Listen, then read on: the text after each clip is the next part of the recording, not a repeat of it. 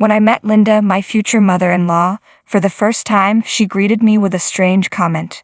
"Welcome, maid," she said, despite knowing why I was really there, for a marriage introduction.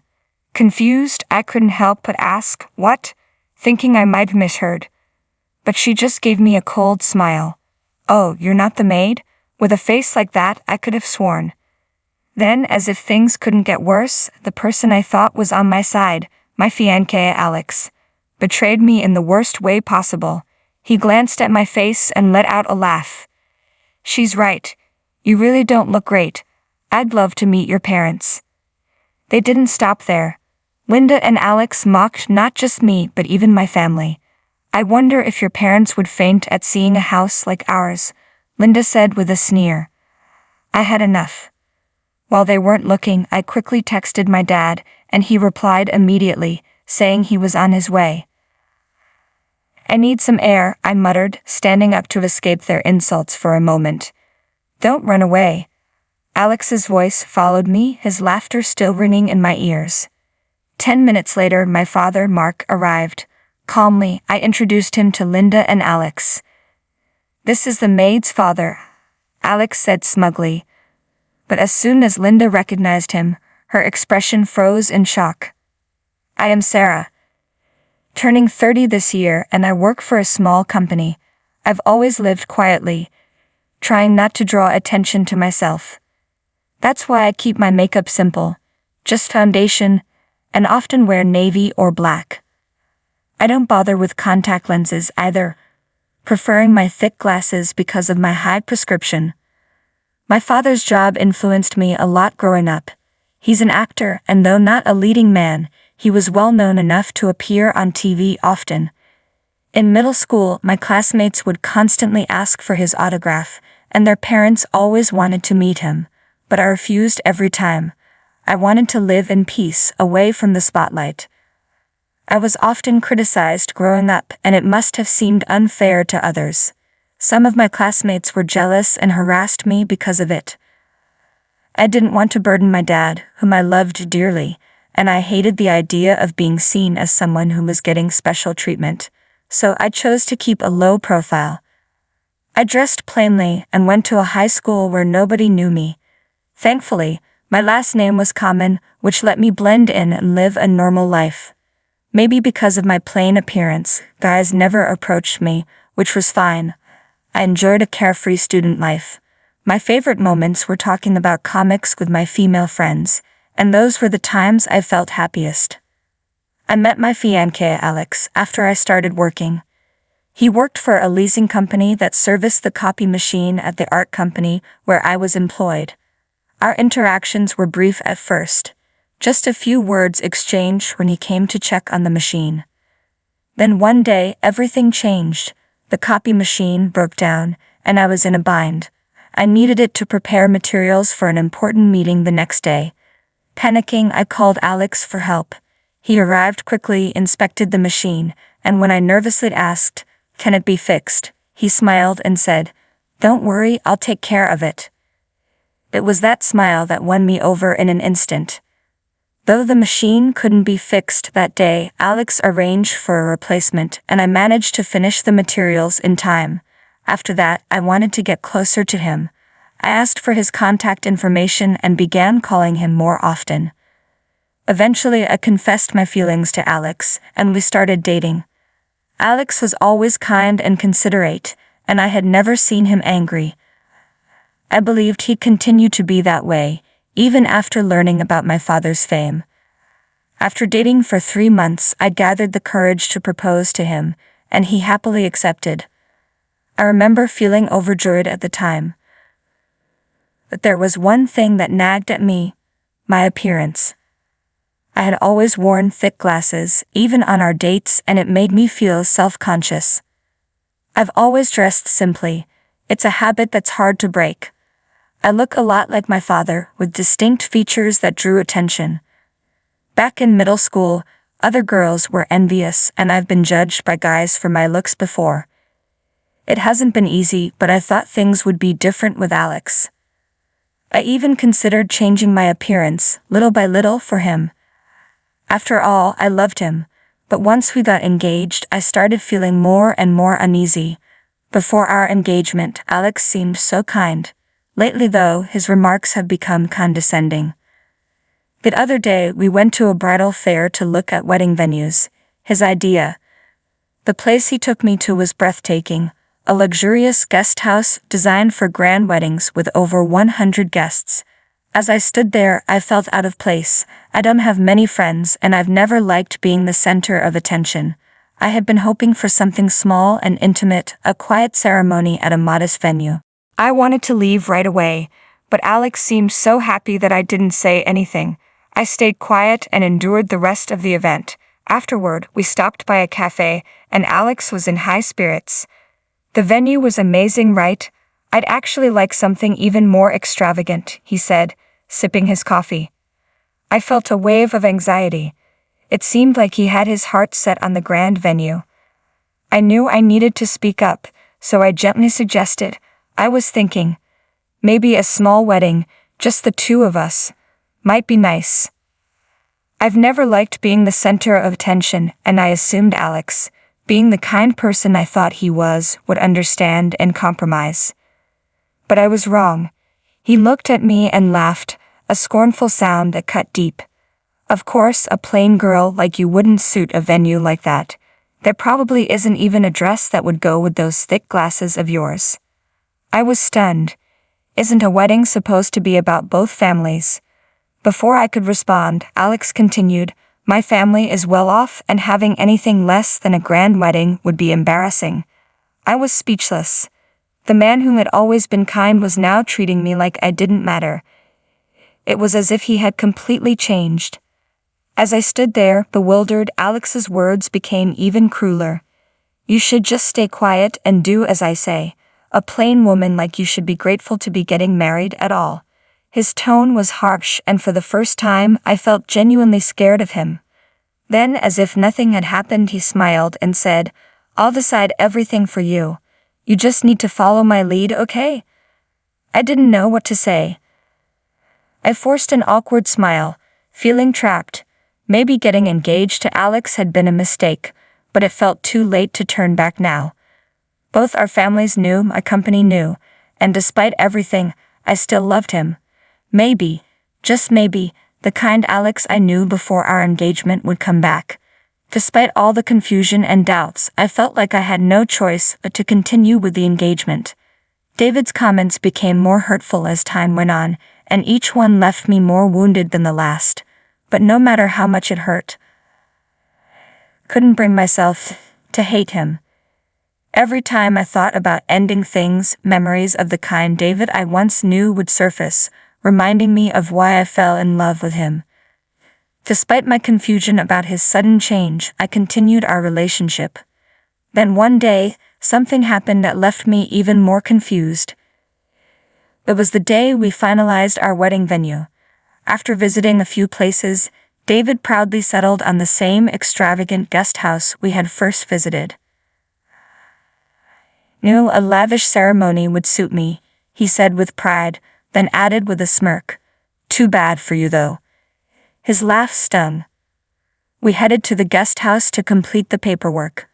On the way, we ran into someone. David, is that you? David looked startled. Mom, what are you doing here? He asked, clearly surprised. He turned to me and said, Susan, this is my mom, Linda. Mom, this is Susan, my fiancée. I told you I was getting married, remember? Linda smiled at me and said, I'm David's mother. You seem like a serious woman. Where do you work?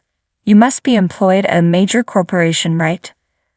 This was my first time meeting David's mother, and her presence made me nervous. I explained that I worked in clerical duties at a small company.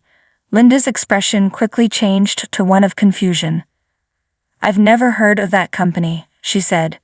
David jumped in, explaining, Susan's company is one of my clients.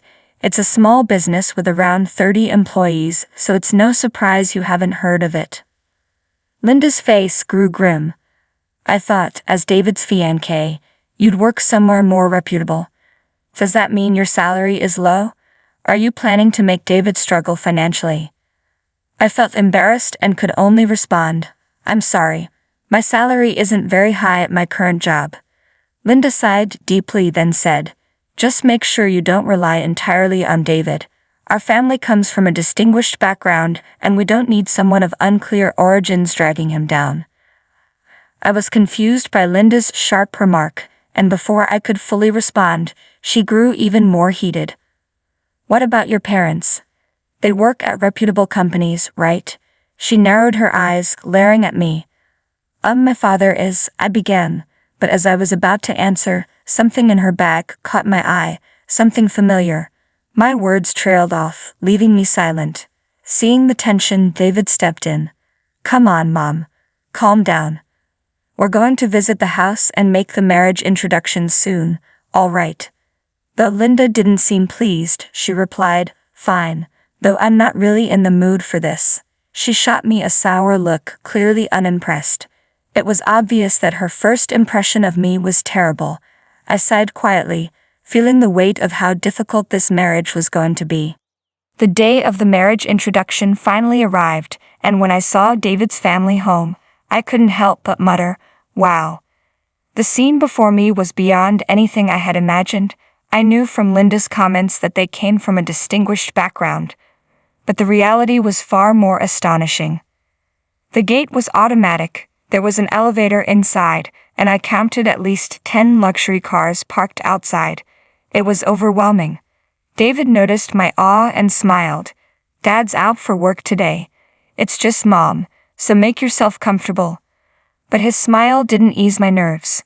Linda had been harsh during our last meeting, and I was sure she'd throw some more sarcastic remarks my way. My face tightened with anxiety as David and I entered the living room, where Linda was already waiting. "Hello, thank you for the other day," I greeted Linda politely. The next words out of her mouth were unbelievable. "Welcome, maid," she said, even though she knew I was there for a marriage introduction. "What?" I stammered, confused, wondering if I had misheard. But Linda looked at me with a cruel smile. "Oh, you're not the maid. You've got such a poor-looking face, I could have sworn." I was stunned. How could she say something so horrible? Then, as if to make it worse, she laughed, clearly enjoying herself. "David told me it's fine to treat you like a maid. Looks like he just wants someone who'll do whatever he says." I turned to David, pale and shocked. "David, what does she mean?" I asked, hoping it was some kind of cruel joke. But instead of defending me, he betrayed me in the worst way possible. Glancing at me, David started laughing. "She's right. You do have a plain-looking face. I'd love to meet your parents. Maybe we could use them as servants too." David's vulgar laugh made my skin crawl. Having someone obedient for free does sound appealing. "But if your parents see a house like ours, I bet they'd faint," he sneered, as Linda joined in. "By the way," Linda asked with a smirk, "what does your father do? He's not homeless, is he?" I tried to respond, but before I could, David cut in. "Mom, that's not a job," he said, bursting into laughter. Looking at Susan, I'm sure her dad doesn't have a stable job either. David's laughter echoed through the room. "I'm laughing so hard my stomach hurts," he said, and both he and Linda continued to mock me and my family. They assumed the worst about my parents, that they were uneducated and plain, and it was clear they looked down on us. I gritted my teeth, holding back my frustration. Linda and David were beyond rude. They didn't just insult me, but my parents too. I couldn't take it anymore. While Linda and David weren't paying attention, I sent a message to my father. "I need you to come now." I included the location of David's family home, which he had sent me for today's marriage introduction. Thankfully, it was my father's day off, and he was likely relaxing at home. Within a minute, my phone buzzed with his reply, "I'm on my way." I felt a wave of relief wash over me. "I'm feeling a bit unwell, so I'm going to get some fresh air," I told David and Linda, desperate to escape their cruel remarks. I figured I'd wait outside quietly until my father arrived. Linda didn't seem to care. "Oh, is that so? Well then, David, let's enjoy our tea," she said with a satisfied smile. Don't run away, Susan. David's crude laughter echoed as I left the room. I waited outside, feeling the weight of their insults lift just slightly. 10 minutes later, my father arrived, wearing dark sunglasses. Susan, what's going on? Isn't today supposed to be your marriage introduction? He asked, puzzled by the urgency in my message. As soon as I saw him, all the frustration I had been holding in flooded out, and tears began to fall.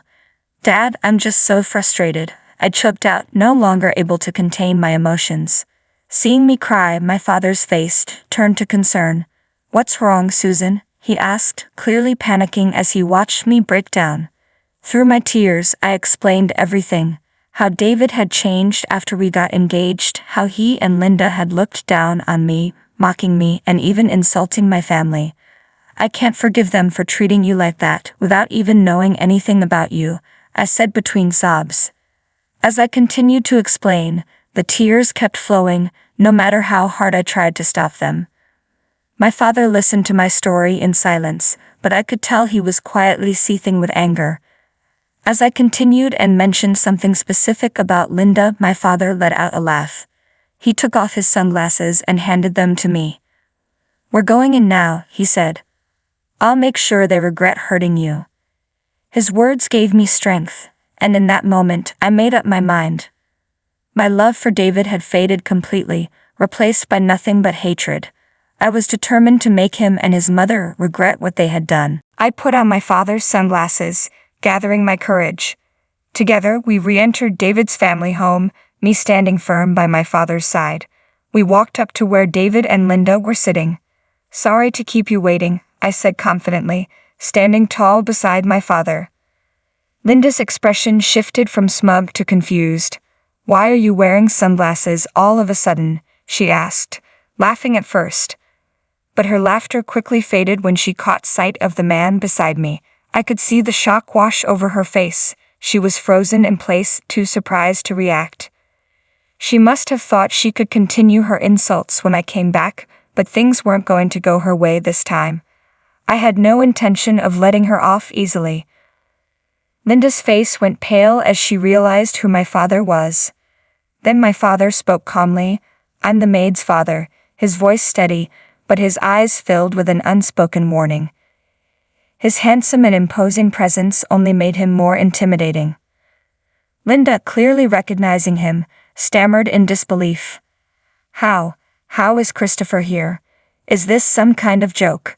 She asked, her voice trembling, her cheeks flushed red.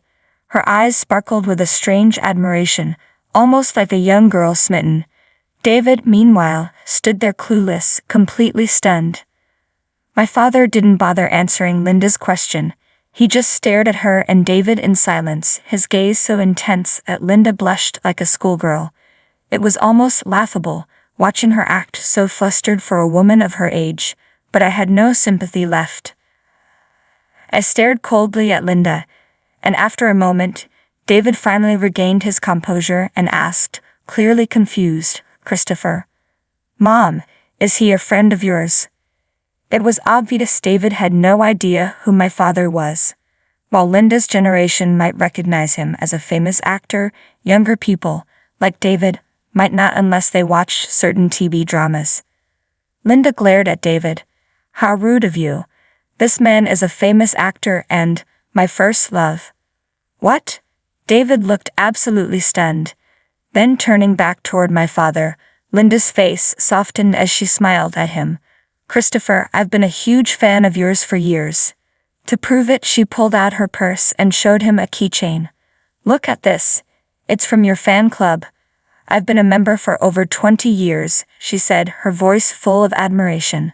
Mom, David exclaimed, clearly horrified by his mother's sudden change in behavior. He was just as baffled as I was. Linda, however, was too caught up in her excitement. The presence of her favorite actor had clearly elevated her mood, and she continued to gush over my father, but he wasn't impressed. His expression remained stern as he listened to her. Finally, after remaining silent for what felt like an eternity, my father spoke. I understand that you're a fan of mine, but did you really try to treat my daughter, Susan, as a maid? The color drained from Linda's face. She froze, her excitement quickly replaced by fear. She began trembling, clearly shaken by the shift in tone. My father, ignoring her discomfort, continued. And you assumed I was homeless, without even meeting me. That's quite rude. His gaze hardened as he glared at her, and Linda began to panic. No, I didn't know Susan was your daughter. Of course, we'd be honored to have you join the family. She stammered, desperately trying to salvage the situation. Right, David? Yes, of course, David replied, pushed into agreement by his mother's obvious distress. Linda then attempted to justify herself, her words almost laughable. You see, I was just jealous of losing my son. I didn't mean those things I said earlier. Susan is wonderful, and she looks just like you. I didn't know she was your daughter. I stood there, dumbfounded by how quickly she had changed her tone. Moments ago, she had been looking down on me and my family, and now, faced with the truth, she was scrambling to save face. Her sudden shift only made me distrust her even more. Linda desperately tried to make amends, saying, I would have behaved more politely. My father looked at her with clear annoyance, as though she were a nuisance. Watching them, I realized I couldn't let my father be dragged further into this mess. This was my issue, and I needed to take control. I turned to Linda and said firmly, I'm breaking off the engagement with David. There's no chance you'll become family with my father. What? Susan, please, I'm sorry. Linda's voice wavered. This is my chance to be part of Christopher's family. Please reconsider. Even after everything she had done, her tearful expression didn't move me. It was impossible to trust her. I looked at her coldly, yet she still thought she could manipulate me. When I didn't respond immediately, Linda tried to smile at me. You want to marry David, don't you? I won't oppose it anymore. I'll do anything for you, she said, clinging to the idea of becoming part of my father's life. Her desperation, so different from her earlier cruel attitude, filled me with contempt. Linda had shifted her opinions as quickly as the wind, and I couldn't respect that. I murmured softly, No, thank you. What? Linda tilted her head as if she hadn't heard me. I repeated louder, I absolutely do not want to become family with you. Linda was visibly shaken by my words. I confronted her with everything I had been holding in. You made cruel remarks the moment you learned about my job, and you insulted my father. I can never forgive that. I made it clear that this engagement was over. But rather than accept it, Linda turned to my father, realizing she couldn't sway me. She smiled at him and said, Susan says that, but Christopher, you want your daughter to be happy, right? Our family is wealthy. Surely she'll be happy with us. It was clear that Linda thought money equaled happiness. But that wasn't how I saw things. Sensing my feelings, my father replied calmly but firmly, Susan values love over money. Besides, our family already has money. With that, it was clear my father stood by me, and there was no longer any hope for Linda to manipulate the situation. Make a decent living as an actor, my father said coolly. Linda was speechless. It wasn't surprising. My father was a well-known actor, frequently appearing in dramas, and our family certainly didn't struggle with money. There was no reason for me to marry for wealth. Linda, likely realizing this, fell silent, unable to come up with any rebuttal. Seeing her quiet, my father continued, You say you're a fan of mine, but I despise anyone who disrespects my daughter. So please, stop calling yourself a fan. His glare was sharp, and Linda burst into tears. If Christopher hates me, I won't be able to live, she sobbed uncontrollably. Up until now, David had been quiet, but seeing me standing there silently, he finally spoke up. You've got some nerve, Susan, he sneered. You'll regret breaking off this engagement. No one else will want someone like you. He laughed cruelly. Wait a minute, David. Linda tried to intervene, concerned about my father's reaction. But David ignored her. I picked a plain woman like you because I thought you'd be obedient. David continued, his tone arrogant. I was planning to cheat on you with cuter girls after we got married. Too bad that plan's falling apart now. Hearing David reveal things I hadn't even asked about, I realized something clearly. There had never been any real love from him. He just wanted someone convenient, someone he could control. My love for David had long since faded, and now it was gone completely. David kept rambling, making one selfish statement after another. My father, visibly furious, gritted his teeth, looking as though he might grab David at any moment. Dad, wait, I said softly, stopping him. I let out a calm smile, still wearing my sunglasses. What's up? I asked David, seeing him a bit taken aback by my composure. Is this still plain? I asked as I dramatically removed my sunglasses. David froze, his eyes wide as he looked at my face. It was only natural. After meeting my father earlier and crying, I had applied some makeup. The transformation was undeniable. I had always kept my makeup simple, usually just foundation, but now I had on eyeshadow, mascara, and eyeliner. After crying earlier, I decided it was time for a change. Even though it was just eye makeup, it made a noticeable difference in my appearance. Is that really you, Susan? David's face turned slightly red, clearly mesmerized by how much my face had changed with a little effort. Yes, it's me, I replied calmly.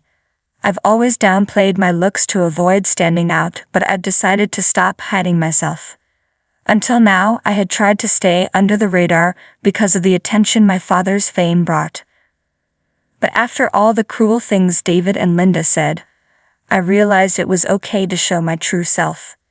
David, still flushed, stammered, if you had looked like this from the beginning, I would have treated you better. We can still start over, Susan. Let's get engaged again, and you could introduce me to some beautiful actresses, through your father. The audacity.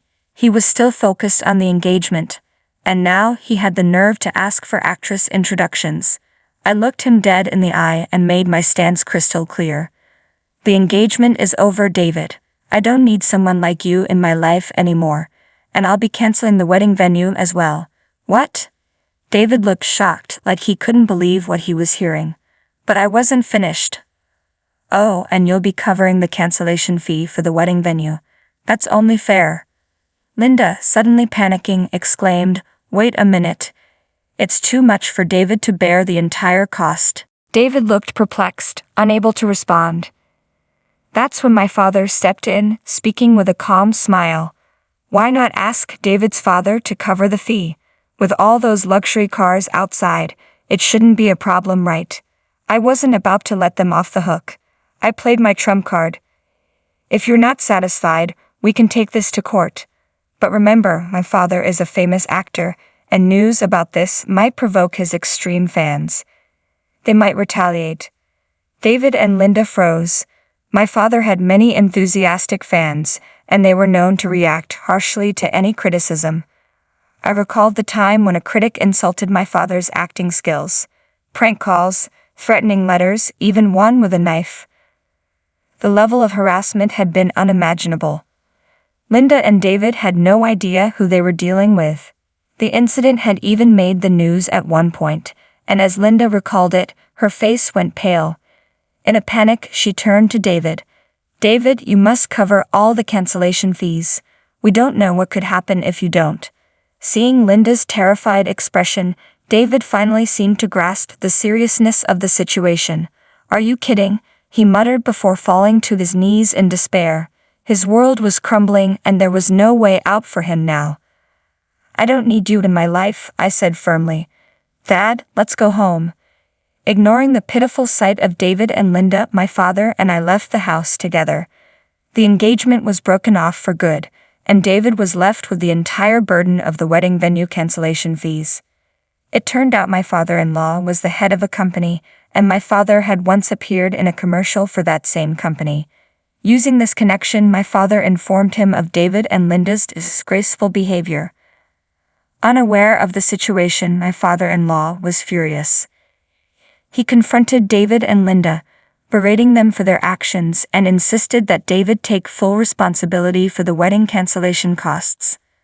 As a result, David was stuck with a hefty financial burden, but the repercussions didn't stop there. Linda wasn't spared either. My father-in-law, who had already lost patience with her extravagant spending, initiated divorce proceedings. Their treatment of us was part of the reason, but Linda's habit of wasteful spending, especially on fan activities for my father, had pushed him to the edge. She had been using my father-in-law's money to fuel her obsession. To make matters worse, my father revealed that Linda had been sending him inappropriate love letters. In one she wrote, "I want to divorce my husband and marry you, Christopher. My current husband is just a source of money."